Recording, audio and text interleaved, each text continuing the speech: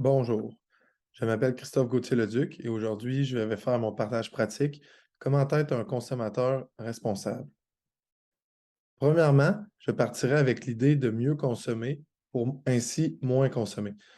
Parce que la consommation responsable, ça doit influencer l'acheteur à effectuer son choix en prenant compte des impacts environnementaux à chacun des étapes du cycle de vie du produit ou du service. La consommation responsable aussi, ça inclut tout ce qui est les 3 R, recyclage, réutilisation et réparation. Aussi, ça donne une seconde vie à des produits et ça l'allonge la vie d'usage. De plus, il y a aussi la prise de décision et l'achat responsable qui est inclus dans la consommation responsable.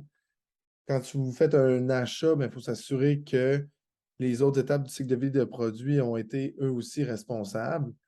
Il y a aussi la réduction du gaspillage pour améliorer l'utilisation. On pense aussi ici à l'alimentation principalement, la consommation collaborative, tout ce qui est la location d'équipements pour redonner au suivant, puis améliorer la durée de vie du produit ou du service, puis aussi l'économie du partage et du don. Le deuxième concept que je pense qui est très important dans la consommation responsable, c'est l'économie circulaire. L'économie circulaire, c'est un système économique d'échange et de production qui, à tous les stades du cycle de vie du produit, du début jusqu'à la fin, vise à augmenter l'efficacité de l'utilisation des ressources et diminuer l'impact environnemental tout en permettant le bien-être des individus.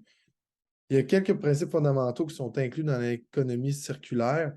Il y a l'approvisionnement durable tout au long de la chaîne d'approvisionnement, l'éco-conception qui tient compte de tous les cycles de vie du produit.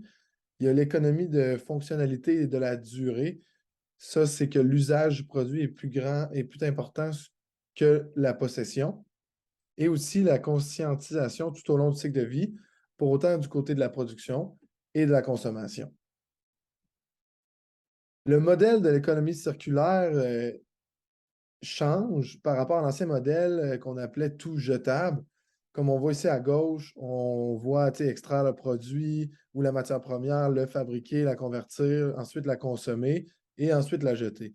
Tandis que le modèle de l'économie circulaire, où est-ce qu'on devrait s'en aller, on commence par l'éco-conception, ensuite on passe à la consommation responsable, puis ensuite se rajoute une étape qui consiste à l'allongement de la durée de vie du produit, la réemployer, réutiliser.